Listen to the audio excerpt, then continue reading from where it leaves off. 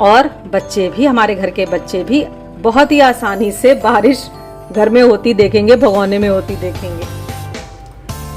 ये भगवान पे चढ़ी हुई माला है और हम लोग इसको या तो मंदिर में रख देते हैं, मतलब हम फिर इन फूलों का कोई यूज नहीं रहता है जो भगवान पे चढ़ी हुई माला रहती है।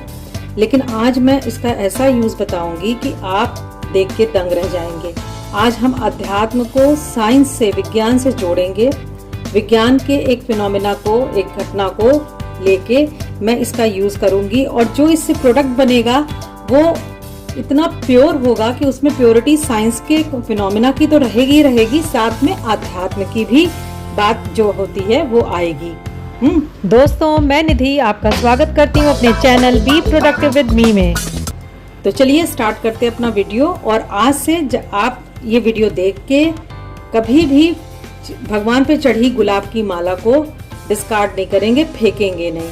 देखिए हम लोग क्या करते हैं, जब भी भगवान पे जो माला चढ़ती है उसके जब दूसरे दिन पूजा के बाद हम उसको या तो दरवाजे पे बंधनवार की तरह यूज कर लेते हैं, ये सब तो है। लेकिन अगर हम उसको अपने डेली लाइफ में यूज कर लें तो एक तरह से वो भगवान का प्रसाद होगा और जो उसकी तासीर होगी वो और भी शुद्ध हो जाएगी। तो चलिए स्टार्ट करती हूँ मैं अपना वीडियो। तो ये जो माला है, पहले मैं क्या करूंगी, ये जो आप गुलाब की माला देख रहे हैं, मैं इसके सारे गुलाब को निकाल लूंगी। तो मैं पहले इनकी पंखुड़ियों को इस तरह से अलग कर रही हूँ। जो मुरझाई पंखुड़ियां हैं उनको आप अलग कर दीजिएगा।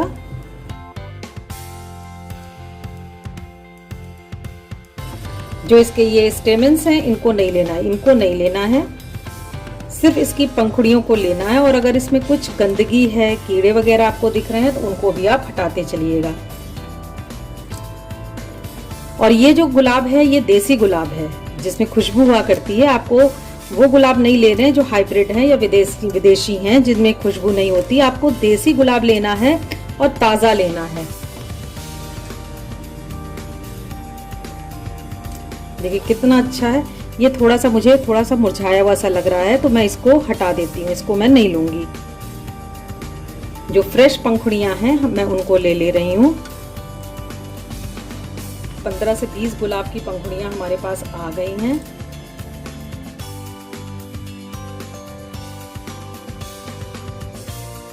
आप देखिएगा भी, इससे आप बच्चों को एक विज्ञान की जो घटना है जो डेली लाइफ में हमारे साथ होती है, बच्चे उसको भी बहुत अच्छे से सीख लेंगे।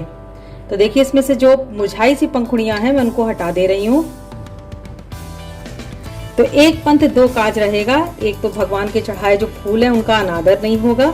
दूसरा कि बच्चे इस घटना को, अगर आप ये जो आप बनाएंगे, इससे बच्चे जो एक प्राकृतिक नेचुरल फिनोमेना है उसको घर में होता हुआ देखेंगे। बड़े इजीली आप उनको ये साइंस का फिनोमेना घर में पढ़ा सकते हैं। तो चलिए स्टार्ट करते हैं। देखिए कैसे मैं करती हूँ, बहुत ही मजा आएगा।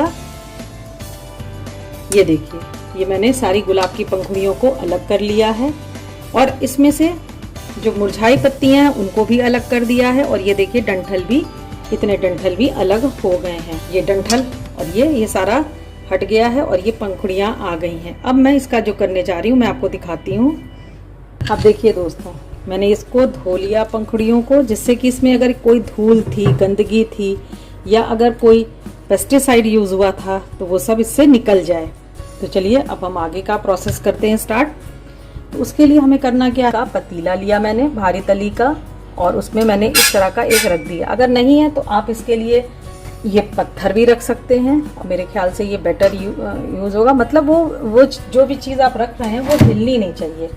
तो इस तरह से मैंने एक ये रख दिया है। और इसके बाद अब हम ये गुलाब की पंखुड़ियाँ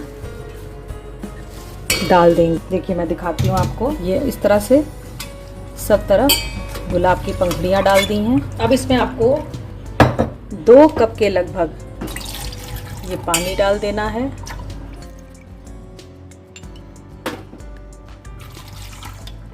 ये 2 कप मैंने पानी डाल दिया।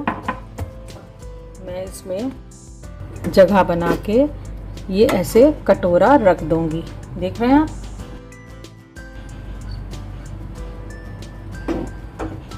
कटोरा रख दिया है मैंने। और ये क्यों रखा अभी आप देखेंगे। और इसके बाद आपको इसको एक लिड लेके, इस तरह अगर आपके पास ग्लास लिड हो तो अच्छा है, नहीं तो कोई भी ऐसी नॉब वाली लिड लेनी है और आपको इसको ढक देना है। देखिए ये सेंटर पे आना चाहिए, कटोरा आपका हिलना नहीं चाहिए। ये कटोरे में ही हमें ये पानी इकट्ठा करना है। ये मैंने रख दिया है और ये जो छेद है ये इसको भी हमें बंद करना होगा। तो इस छेद को बंद करने के लिए इस तरह से आप आटे की गोली लीजिए और इसको ये लगा के मैंने बंद कर दिया। ठीक है, पूरा सेटअप तैयार हो गया है।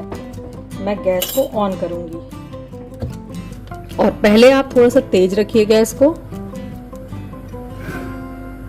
जिससे कि इसमें जो गुलाब की पंखुड़ियां डली हुई हैं वो बॉयल होना शुरू हो।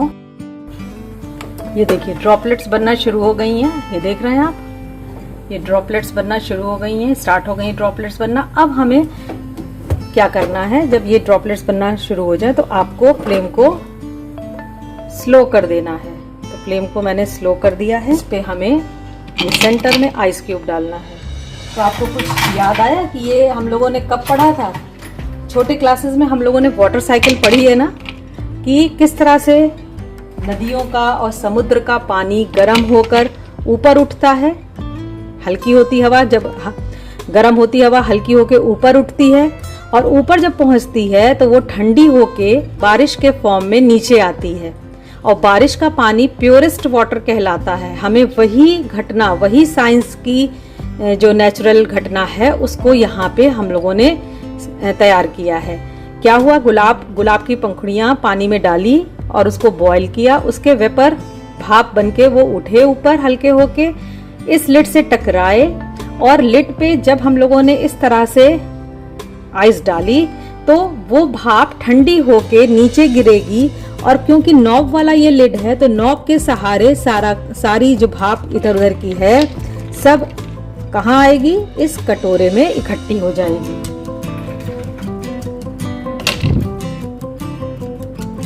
तो है ना मजेदार। ये आपका घर बैठे आपको गुलाब जल मिल जाएगा, प्योरेस्ट गुलाब जल जिसमें कोई प्रिजर्वेटिव नहीं है। और इस जो आप लोगों ने ये गुलाब जल घर में निकाल रहे हैं, इससे बहुत ही आसानी से हम बच्चों को, जो छोटे बच्चे हमारे घर में हैं, उनको हम ये फिनोमेना बता सकते हैं बारिश वाला, कि कैसे पानी गर्म होता है, भाप बन के ऊपर उठता है और फिर वो ठंडा होके नीचे आता है। बस वही चीज यहाँ पे की गई है। गुलाब का, क्योंकि पानी में गुलाब पड़ा हुआ है तो गुलाब के जितना भी एक्सट्रैक्ट है सब उस पानी में आ रहा है और वो एक्सट्रैक्ट भाप बन के ऊपर उठ रहा है और ये जो बर्फ डाली गई है, बर्फ उस भाप को ठंडा कर रही है और ठंडा करके वो नीचे ला रही है। और हम सब ये जानते हैं कि बारिश का पानी प्योरेस्ट होता है, तो ये जो भाप हमारी नीचे जा रही है, ये जो हमें गुलाब जल मिलेगा वो प्योर होगा, बहुत ही प्योर होगा, जिसमें कोई प्रिजर्वेटिव नहीं होगा। तो है ना मजेदार ये प्रोसेस।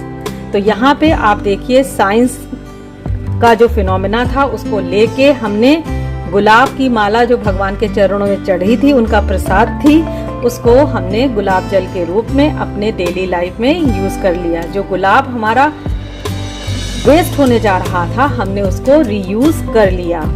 इससे बेटर और क्या हो सकता है। तो आप भी अब जब गुलाब की माला लाएं, ये तो मेरी पूरी गुलाब की माला थी, हो सकता है वो आपकी माला कॉम्बिनेशन में हो, किसी और फूल के साथ हो, गेंदे के साथ हो, गुलदाउदी के साथ हो, तो आप उनमें से उन गुलाब के फूलों को, देसी फूलों को निकाल लीजिए, उनकी पंखुड़ियों को अलग कर लीजिए और उसके बाद उसको अच्छे से वॉश करके, जिससे कि अगर उसमें कोई गंदगी हो तो वो हट जाए और जो उसकी पंखुड़ियाँ मुरझा सी गई उनको अलग कर लीजिए। और उसके बाद आप इस प्रोसेस से गुलाब जल निकालिए, आपको बहुत ही मजा आएगा। और बच्चे भी, हमारे घर के बच्चे भी बहुत ही आसानी से बारिश घर में होती देखेंगे, भगोने में होती देखेंगे। और ये बारिश कौन सी होगी, गुलाब जल की होगी। मुझे तो बहुत मज़ा आ रहा है क्योंकि मैं अपने हाथों से जो भगवान को गुलाब की माला पहनाई थी, अब मैं प्रसाद के रूप में उसका जल घर में यूज़ करूँगी। ये प्रोसेस आपको तब तक करना है जब तक कि अंदर का पानी आपको लग रहा है कि पूरी तरह से सूखा नहीं है, थोड़ा बहुत है, तब तक करिए। देखिए पूरी आइस बर्फ़ मेल्ट हो चुकी है। तो अब इस स्टेज पे गैस बंद कर दूंगी मैं और इसके बाद इसको कुछ देर ऐसे ही पड़ा रहने दूंगी, जिससे कि जितनी भी भाप है ठंडी हो जाए।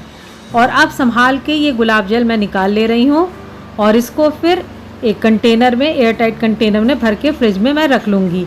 ये 6 महीने तक मैं यूज़ कर सकती हूँ। ये जो गुलाब जल है बहुत ही प्योर है, घर पे निकला हुआ है, बिल्कुल शुद्ध है। और अब देखिए ये जो गुलाब की पंखुड़ियाँ बची, इन्होंने अपना रंग खो दिया है, इनका रंग पानी में आ चुका है। ये भी मैं बेकार नहीं जाने दूँगी। ये भी गुलाब का रस है, इसको मैं निचोड़ के इसको भी एक कंटेनर में रख लूँगी और इसको 5-6 दिन आप यूज़ कर सकते हैं। आप इसका यूज़ फेस साफ करने में, उपटन में और बहुत से कामों में कर सकते हैं। तो दोस्तों, ये था आज का वीडियो जिसमें कि मैंने भगवान पे चढ़ी हुई माला को यूज़ करने का तरीका आपको बताया। आप किसी भी धर्म के हो, कहीं भी ये माला चढ़ी हुई हो, तो आप उसको इस तरह से यूज़ कर सकते हैं और बहुत ही इंटरेस्टिंग वे में बच्चों को भी बता सकते हैं वाटर साइकिल, और साथ ही गुलाब जल भी पा सकते हैं। तो आई होप आपको ये वीडियो पसंद आया होगा। अगर पसंद आया हो दोस्तों तो इसे लाइक कीजिएगा, ज़्यादा से ज़्यादा शेयर कीजिएगा और मेरे चैनल को सब्सक्राइब करना नहीं भूलिएगा। चलिए फिर मिलते हैं एक इंटरेस्टिंग वीडियो के साथ। तब तक के लिए स्वस्थ रहिए, खुश रहिए।